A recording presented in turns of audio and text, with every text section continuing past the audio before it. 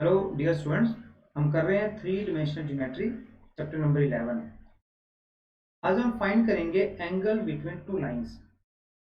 Previous chapter 10 में vector में आपने दो वेक्टर के बीच में एंगल फाइंड किया था with the help of dot product. तो यहाँ पे ए वेक्टर है एक और दूसरा वेक्टर है बी, इनके बीच में क्या एंगल है जी? थीटा। और इसका जो कॉस एंगल था वो क्या था? Cos theta is equal to A vector और बी वेक्टर का dot product divided by A vector का मैग्नीट्यूड इनटू बी वेक्टर का मैग्नीट्यूड। यहाँ पे हम फाइंड करेंगे एंगल बिटवीन टू लाइंस। तो मेरे पास ये X axis Y axis Z axis है। एक लाइन है L1 जो ओरिजिन से पास कर रही है, इसके डायरेक्शन रेशियो आपको गिवन है। एक दूसरी लाइन है L2, वो भी ओरिजिन से पास कर रही है और इसके डायरेक्शन रेशियो भी आपको गिवन है। इनके बीच में एंगल थीटा है जिसकी वैल्यू हमने फाइंड करनी है। तो यहाँ पे L1 के डायरेक्शन रेशियो आपको गिवन है A1 B1 C1 और L2 के डायरेक्शन रेशियो आपको गिवन है A2 B2 C2। ठीक है, तो एंगल हमने फाइंड करना है। तो मैं एक ना पॉइंट यहाँ पे P ले रहा हूँ L1 लाइन के ऊपर। तो यहाँ पे जो OP लाइन है ये एक डायरेक्टर लाइन बन गई और मैं इसे वेक्टर भी बोल सकता हूँ। अब देखिए, क्या मैं OP वेक्टर को A1I plus V1J plus C1K लिख सकता हूँ? तो ओपी वेक्टर है वो किस लाइन के ऊपर है? एल के ऊपर। एल के डायरेक्शन रेशियो आपको गिवन है A1 V1 C1 और फिर ये जो डायरेक्शन रेशियो ओपी के भी होंगे क्योंकि दे आर कोलिनियर।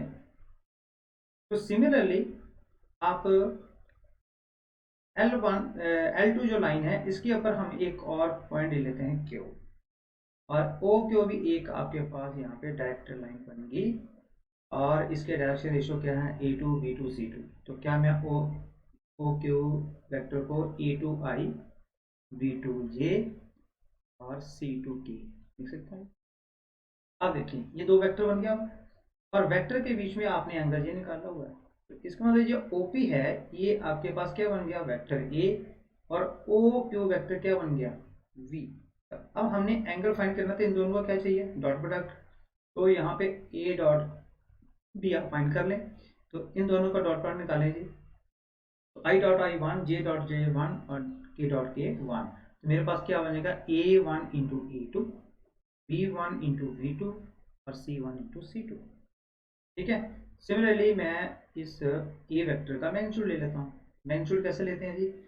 ये जो आई जे के जो कोफिशिएंट है जिन्हें हम डायरेक्शन रेशियोज बोलते हैं, इनका आपने स्क्वायर का सम और अंडर रूट लेना है। ये इसका क्या बन जाएगा? मैग्नीट्यूड बन जाएगा। सिमिलरली यहाँ बी का मैग्नीट्यूड आप ले लें तो ये बन गया जी A2 का स्क्वायर B2 का स्क्वायर और C2 का स्क्वायर। तो तीनों वैल्यू आपके पास आ गई। आप कॉस में या कॉस थीटा में पुट करें इस इक्वेशन में तो मेरे पास क्या रिजल्ट आ जाएगा? पास रिजल्ट आएगा cos theta is equal to, ये मेरे पास एंगल बन जाएगा in between two lines having direction ratio A1 B1 C1 A2 B2 C2। चलिए नेक्स्ट चलें। अभी आपने जो एंगल है उसका कोसाइन फाइंड किया। अब हम उस थीटा, ये जो थीटा एंगल है इन दो लाइंस के बीच में, इसका हम साइन फाइंड करेंगे। तो साइन थीटा किसके इक्वल होता है जी? 1 minus cos cos square theta का अंडर रूट।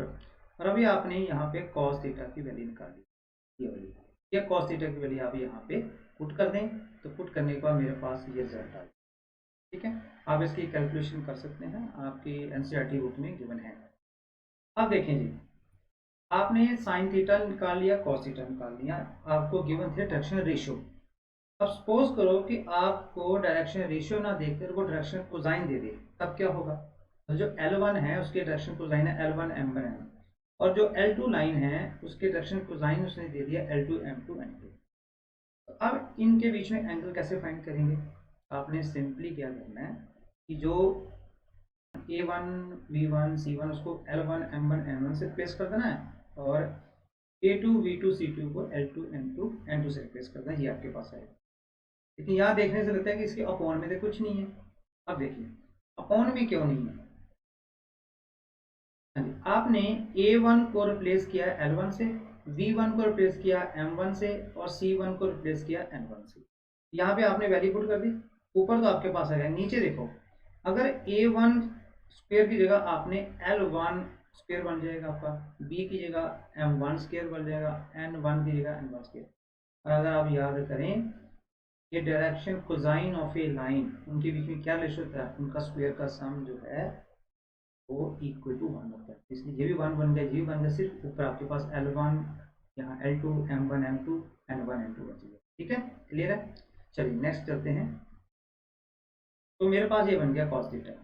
सिमिलरली आप साइन थीटा भी फाइंड कर सकते हैं। आप यहाँ ऊपर साइन थीटा की वैल्यू यहाँ है, उसके बीच में आप रिप्लेस कर दें तो आपको ये रिजल्ट मिल जाएगा। ठीक है जी, this is the angle between two straight line having direction ratio और डायरेक्शन कोसाइन। चलिए नेक्स्ट चलते हैं।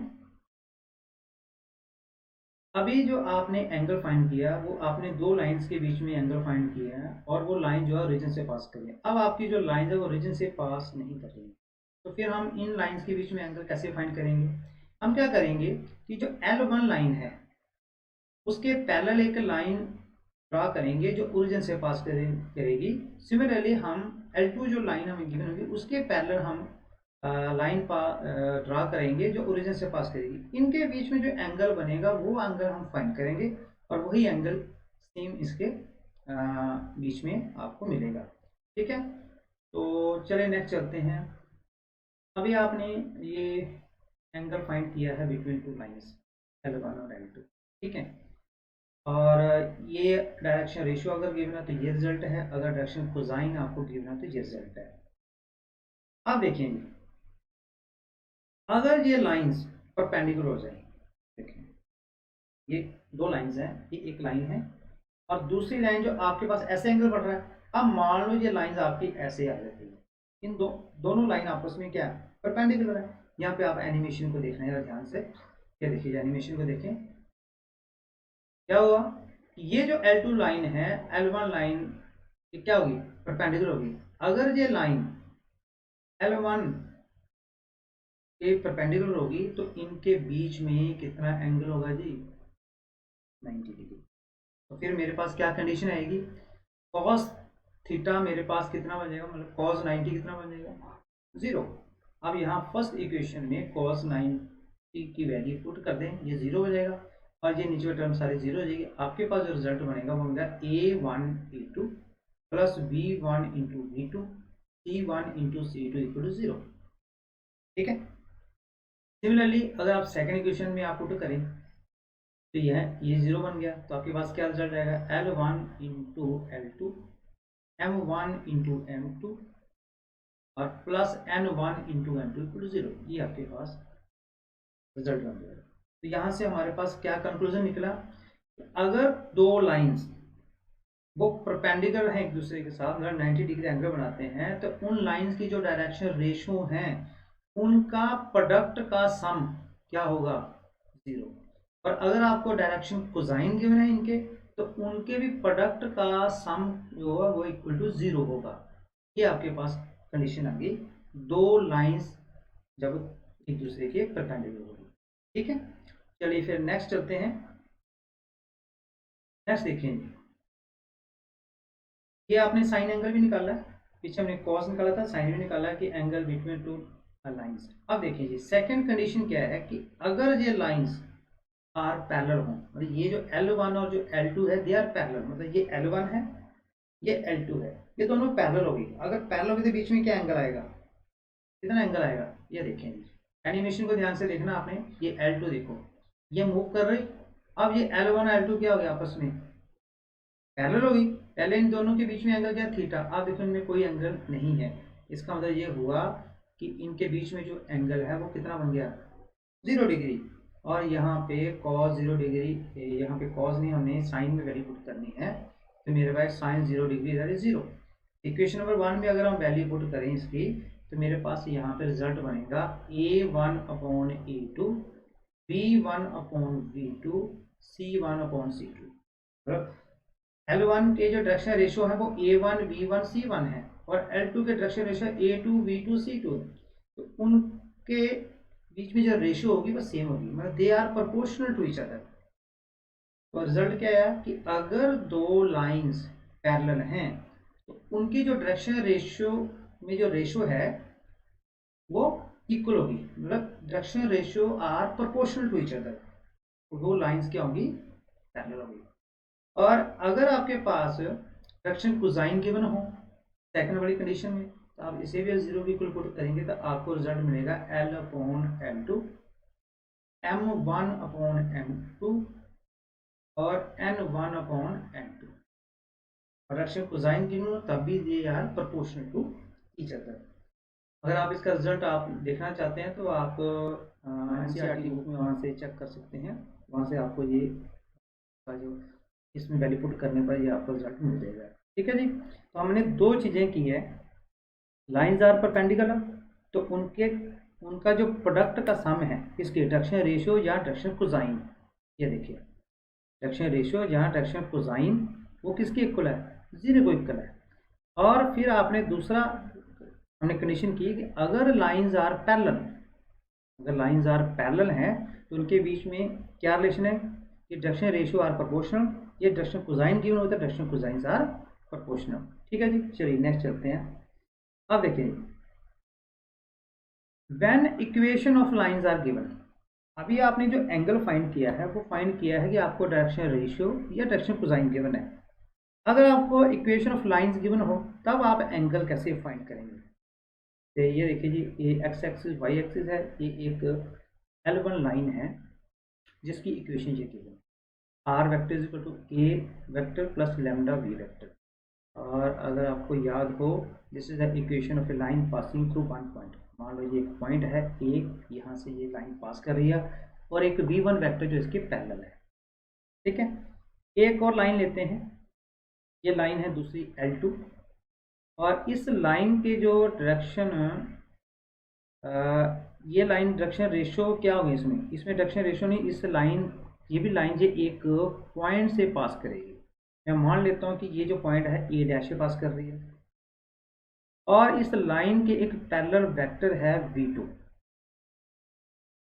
ठीक है, अब देखिए अब एंगल किस में आएगा, क्या इन लाइन के बीच में आएगा या इन वेक्टर के बीच में आएगा। देखो लाइन तो सिर्फ एक ये x पॉइंट्स पास कर रही है, इस पॉइंट्स पास कर रही है, लेकिन दोनों लाइंस के जो पैरेलल वेक्टर हैं उनके बीच में जो एंगल आएगा वो हमने फाइंड करना है। मतलब एंगल कहाँ मिलेगा आपको, जो पैरेलल वेक्टर होंगे लाइंस की उनके बीच में जो एंगल होगा वो एंगल आपने फाइंड करना है। ठीक है जी। तो ये बन गया v1 वेक्टर और ये बन गया v2 वेक्टर। और अभी हमने किया कि अगर दो वेक्टर हमें गिवन है और उनके बीच में एंगल थीटा है तो हम थीटा कैसे निकालेंगे, cos theta is equal to v1 vector dot v2 vector और डिवाइडेड बाई v1 वेक्टर का मैग्नीट्यूड v2 वेक्टर का मैग्नीट्यूड। और हमने यहाँ पे मैग्नीट्यूड लिया हुआ, मैग्नीट्यूड लेने का क्या मीनिंग है यहाँ पे, ये देखिए हमने इनके बीच में एक्यूट एंगल निकालना है, इसलिए मॉडल्स लिया, क्योंकि इन दोनों के बीच में भी तो एंगल बनता है। ये देखो ये लाइन और ये येलो लाइन, इनके बीच में एंगल बनता है, तो ये कौन सा एंगल है, ये ऑब्ट्यूज एंगल है। तो हमने यहाँ पे एक्यूट एंगल फाइंड करना, तो इसलिए मैंने इसे मॉडल्स ले लिया। तो ये बढ़िया आपके पास है, ये वाला एंगल आपके पास है। ठीक है, सिमिलरली ये इक्वेशन जो है आपको कौन सी फॉर्म में दी है जी, vector form.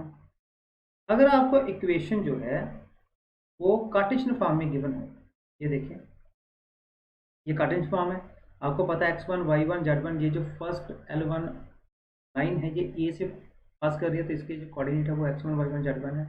Similarly second line जो L2 है वो ए डैश पॉइंट से पास कर रही है तो इसके कोऑर्डिनेट क्या x2 y2 z2। और a1 b1 c1 क्या है, a1 c1 क्या है कि जो पहली लाइन का पैरेलल वेक्टर है दैट इज v1, इस वेक्टर की ये डायरेक्शन रेशियो है। सिमिलरली a2 v2 क्या है, जो सेकंड वेक्टर है v2 vector, this is v2 vector, इसके डायरेक्शन रेशियो है। तो फिर एंगल किसका होगा, इन डायरेक्शन रेशियो का, जो जो पैरेलल वेक्टर उनके बीच में। तो हमारे पास क्या एंगल आएगा फिर उनके बीच में, ये आएगा जी cos थीटा a1। ये अभी हमने पीछे भी किया है, तो आप इसमें ये फार्मूला लगाएंगे और ये एंगल हमारे पास मिल जाएगा। ठीक है, चलिए नेक्स्ट क्वेश्चन देखते हैं फिर इसके ऊपर। हाँ जी, क्वेश्चन देखिए जी, क्वेश्चन क्या है मेरे पास कि एक एंगल फाइंड करना, पेयर ऑफ लाइंस दी है आपको, equation of pair of lines given है तो आपने एंगल फाइंड करना है। तो सबसे पहले तो आप ना इन इक्वेशंस को लिख लेते हैं। देखिए जी 2i - 5j प्लस के plus lambda 3i plus 2j plus 6k, ठीक है। और दूसरी इक्वेशन क्या है, 7i minus 6k plus mu और i plus 2j plus 2k, ठीक है। तो हमने एंगल फाइंड करना है जी, तो एंगल कहाँ होगा, पहले तो इसे कंपेयर कर लेते हैं, फिर आपको थोड़ा क्लियर हो जाएगा। Compare it with R vector is equal to a1 vector plus v1 vector, यहाँ पे लैम्डा है, और दूसरा है आपके पास R vector a2 vector plus mu v2 vector, ठीक है। तो हेयर v1 वेक्टर क्या है आपके, v1 वेक्टर है 3i plus 2j plus 6k, और v2 वेक्टर क्या है जी, i प्लस 2j प्लस 2। मैंने ए वेक्टर नहीं लिया क्योंकि आपको पता है कि जो एंगल होगा, तो एंगल होगा लाइंस के बीच में, एक लाइन है L1, इसका जो पैरेलल वेक्टर है V1, और दूसरी लाइन है ये L2 और इसका पैरेलल वेक्टर है इसका जो वेक्टर है, सेकंड लाइन का जो वेक्टर है पैरेलल टू V2, तो V1 और V2 के बीच में एंगल होगा थीटा। तो फिर हमने यहाँ पे V1 और V2 को फाइंड कर लेना है। अब हम इन वेक्टर के बीच में एंगल फाइंड करेंगे, तो ये आपका लाइन के बीच में एंगल आ जाएगा। तो यहाँ पे सबसे पहले फार्मूला क्या है, याद है आपको, cos theta is equal to v1 vector dot v2 vector divided by v1 vector का मैग्नीट्यूड v2 वेक्टर का मैग्नीट्यूड सारे का मैग्नीट्यूड, क्योंकि हम यहाँ पे एक्यूट एंगल फाइंड करना चाहते हैं। तो चलिए जी फाइंड करें फिर, देखिए जी।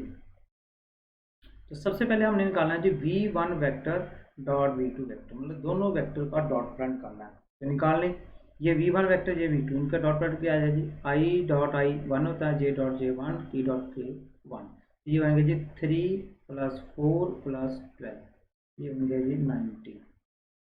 फिर हम क्या फाइंड करेंगे, v1 वेक्टर का मैग्नीट्यूड, मैग्नीट्यूड हम कैसे फाइंड करते हैं जी, उनके डायरेक्शन रेशियो, उनका स्क्वायर का सम और अंडर रूट। तो ये आएगा जी 9 प्लस 4 36, ये बन गया जी 49, और आपके पास बन गया 7, ठीक है।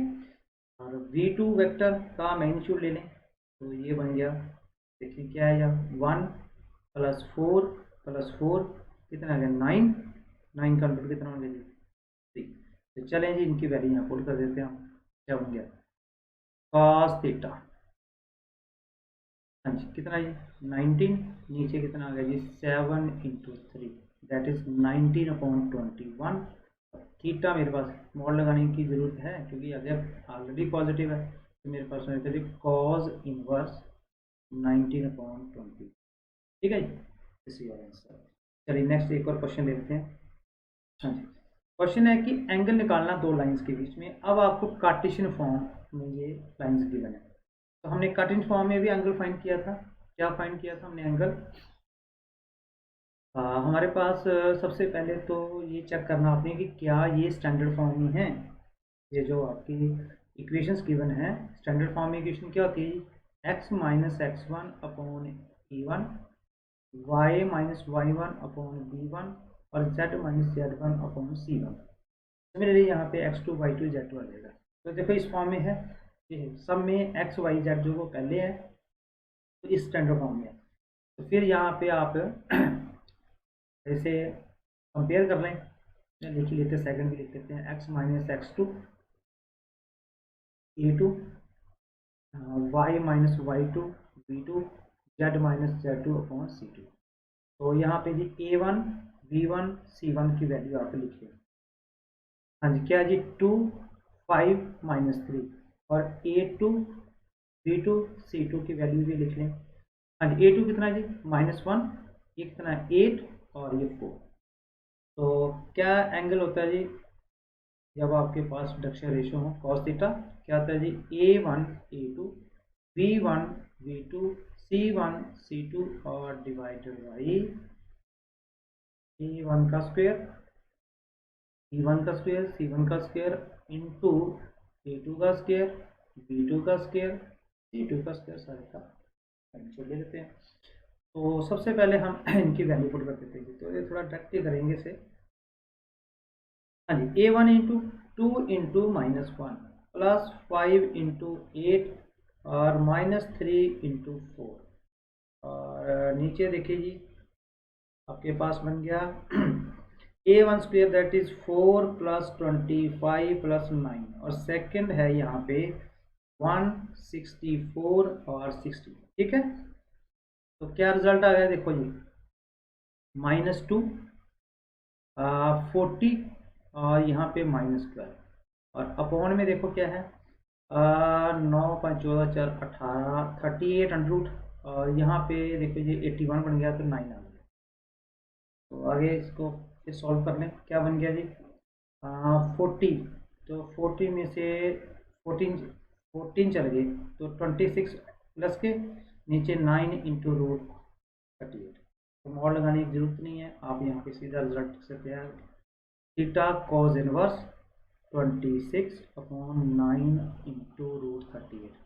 ठीक है जी, दिस इज आंसर। चलिए नेक्स्ट चलते हैं जी, एक और क्वेश्चन ले लेते हैं। क्वेश्चन नंबर 12 है।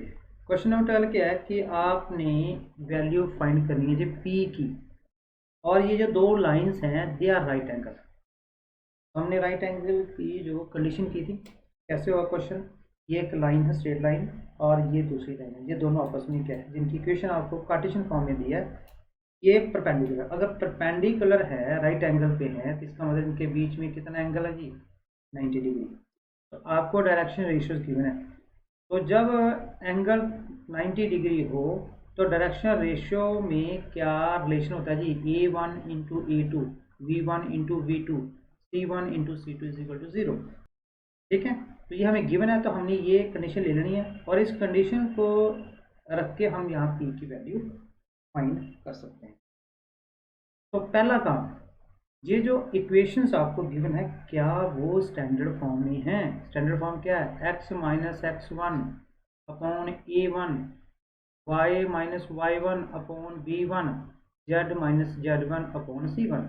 क्या ये इक्वेशन इस फॉर्म में है, चेक करें पहली इक्वेशन, 1 माइनस एक्स अपॉन 3, दूसरी है जी 7y माइनस 14 अपॉन 2p, और z माइनस 3 अपॉन 2, ये पहली इक्वेशन है। अब देखिए कंपेयर करो इसके साथ, यहाँ पे x1 y1 z1 जो है वो माइनस होनी चाहिए, लेकिन यहाँ पे देखो 1 माइनस एक्स है। तो हमारा जो पहला काम है, हमने पहले इसे स्टैंडर्ड फॉर्म में कन्वर्ट करना है। तो फिर मैं पहले वाली जो ये पहली टर्म है इसे क्या करूँगा, -1 से मल्टीप्लाई और -1 से डिवाइड करूँगा, मेरे पास बनेगा x माइनस 1 अपॉन -3। क्लियर है। सेकंड है 7y माइनस 14, तो यहाँ पे देखिए y का कोई कॉफिशिएंट नहीं है, 1 कॉफिशिएंट है, तो इसे 7 से डिवाइड करूँगा, सेकंड वाली को नीचे भी 7 से डिवाइड कर दूंगा, क्या आएगा जी y माइनस 2, और नीचे आएगा ये 2p अपॉन 7। और थर्ड जो z है, z माइनस 3 है, ये स्टैंडर्ड फॉर्म में है, नीचे 2 आ गया। इसका मतलब ये हुआ कि आपके पास जो a1 है, उससे a1 क्या मेरे पास आ गया, देखिए जी a1 मेरे पास कितना है जी -3, b1 कितना है जी 2p अपॉन 7, और c1 कितना है। ठीक है, चलिए अब सेकंड क्वेश्चन लेते हैं। चलिए सेकंड क्वेश्चन ले लेते हैं। सेकंड क्वेश्चन आपको गिवन है 7 minus 7x upon 3p is equal to y minus 5 upon 1, और थर्ड है 6 माइनस z अपॉन 5। तो करें इसे स्टैंडर्ड फॉर्म में कन्वर्ट। चलिए देखो 7 माइनस 7x, तो एक तो माइनस से मल्टीप्लाई करना पड़ेगा, तो ये 7x पॉजिटिव हो जाएंगे, और साथ में 7 से डिवाइड करना है, तो मेरे पास आएगा x माइनस 1, और नीचे आएगा -3 अपॉन 7। समझाया जी, मैंने इसे 7 से डिवाइड किया, नीचे भी 7 से डिवाइड कर दिया, ये बन गया 1 माइनस एक्स, लेकिन मुझे क्या चाहिए x माइनस x1, तो फिर मुझे माइनस से मल्टीप्लाई करना पड़ेगा। चलिए next, y minus 5 as it is, क्योंकि ये स्टैंडर्ड फॉर्म में है। 6 माइनस जेड अपॉन 5, तो ये क्या आना चाहिए, z माइनस 6 आना चाहिए, तो माइनस आपने कॉमन निकाला तो नीचे आपका माइनस चला जाएगा। ठीक है, तो चलिए जी अब आपके पास जो है क्या बन गए, A2 क्या बन गया -3p अपॉन 7, V2 कितना है 1, और C2 कितना है जी -5। तो सिंस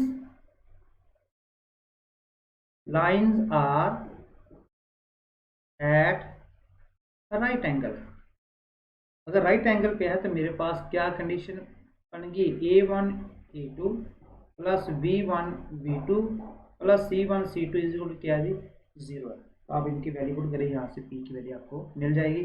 तो A1 कितना है, -3, और A2 कितना है, -3P/7, प्लस V1 कितना है, V1 है 1, V2 कितना है, V1 है आपके पास, सॉरी 2P/7, 2P/7, और V1 कितना है 1, C1 कितना है 2, C2 कितना है -5 = 0।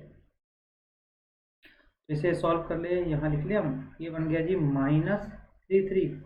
-9P/7, ये बन गया 2P/7, और ये बन गया -10 = 0।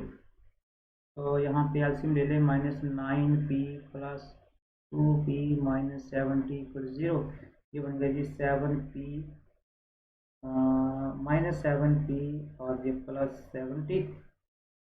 यहाँ पे कुछ गड़बड़ लग रही है, ये पॉजिटिव है भाई, ये देखो माइनस माइनस प्लस, ये पॉजिटिव है। तो यहाँ पे फिर मेरे पास क्या आ जाएगा, 11P - 7T = 0, और P की वैल्यू आ गई जी 70/11, इसी आंसर।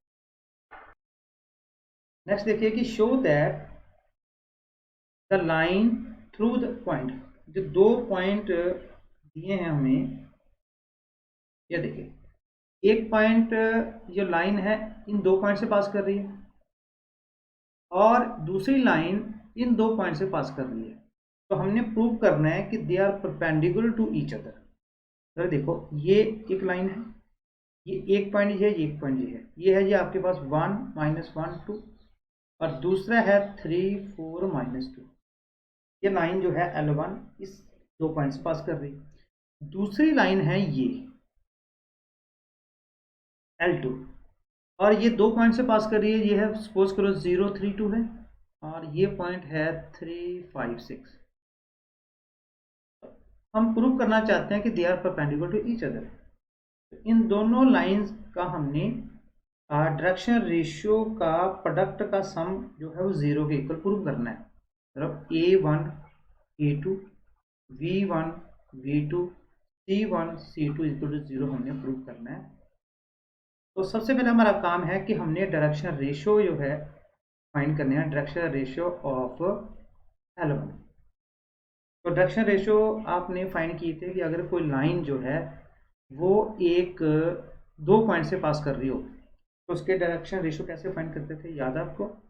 आप करते थे x2 - x1 y2 - y1 z2 - z1, ठीक है। तो ये वाला हम यहाँ पे मेथड यूज करेंगे। चलिए, तो L1 2 पॉइंट से पास कर रहे हैं। पहला पॉइंट क्या है, ये हम इसे मान लेंगे x1 y1 z1, और ये x2 y2 z2। तो x2 कितना है यहाँ पे 3 - 1, दूसरा आ जाएगा 4 + 1 -2 -2।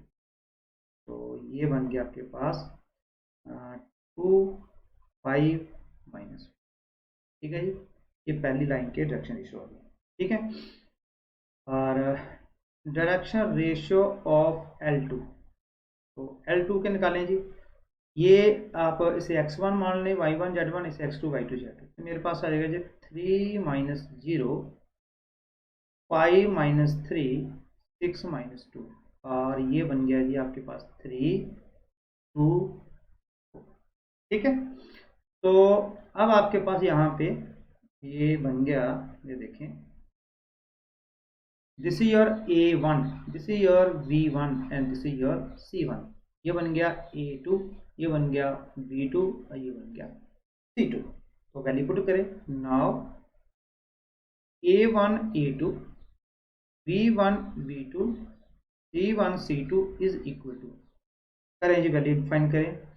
ये आ गया जी 2 × 3 प्लस 5 × 2 माइनस 4 × 4। तो क्या बन गया जी 6 + 10 - 16, कितना होगा जी, हेंस ये जो दो लाइंस है, दो डिफरेंट पॉइंट से इससे पास कर रही है, दूसरी लाइन इस पॉइंट से पास कर रही है, तो they are perpendicular to each other. चलिए नेक्स्ट एक और क्वेश्चन देख लेते हैं। Show that the line through 2 points, ये लाइन ये ले लेते हैं, यहाँ पे एक लाइन है जी L1, ये 2 पॉइंट हैं 4, 7, 8, इससे पास कर रही है, दूसरी करिए 2, 3, 4, और is parallel to line through एक और लाइन है, ये लाइन है जी L2। इस लाइन के कहते हैं जी पैरेलल आपने शो करनी है, और ये जो L2 है ये भी 2 पॉइंट से पास कर रही है। पहला पॉइंट है 1, -2, 1, और ये है जो 1, 2, 5। ठीक है, अब बताइए अगर कोई दो लाइंस पैरेलल हैं तो उनके डायरेक्शन रेशियो में क्या रिलेशन होता है जी? A1/A2, B1/V2, C1/C2। तो फिर हमने डायरेक्शन रेशियो निकालने हैं। ले जी डायरेक्शन रेशियो ऑफ L1, ठीक है, लाइन L1। तो फार्मूला भी आपने किया है x2 - x1, तो कर लें। ये आ गया जी 2 - 4, 3 - 7, 4 - 8। तो ये बन गया आपके पास -2, -4, -4। ठीक है, फिर हम direction ratio of line L2 के फाइंड कर लेते हैं। L2 ये जी ये 2 पॉइंट से पास कर रही है, तो यहाँ पे आ गया जी 1 + 1 हो जाएगा, 2 + 2 हो जाएगा, 5 - 1 हो जाएगा। तो यहाँ पे आपके पास बन गया 2, 4, 6। ठीक है, नहीं 2, 4, 4, सॉरी 2, 4, 4। तो यहाँ पे अब आपके पास क्या क्या है आगे, ये देखें आपके पास this is your A1, this is your B1 and this is your, और ये बन गया A2, V2। ठीक है, अब हमने इनकी प्रोपोर्शनलिटी चेक करनी है। अगर दे आर प्रोपोर्शनल तो फिर ये लाइंस क्या होंगी? पैरेलल होंगी। लीजिए जी A1/A2, B1/V2 एंड C1/C2। तो क्या है जी -2/2, -4/4, -4/4। तो हाँ जी क्या बन गया जी 1, 1, 1। सब में माइनस है, मेरे पास आएगा -1, -। तो ये फिर प्रोपोर्शनल हुए। अगर प्रोपोर्शनल है तो हम यहाँ कह सकते हैं कि जो गिवन लाइंस हैं तो lines are parallel to each other. ठीक है, आई होप कि आपको आज का टॉपिक अच्छी तरीके से समझ आया होगा। आज हमने फाइंड किया है angle between 2 lines. That's all.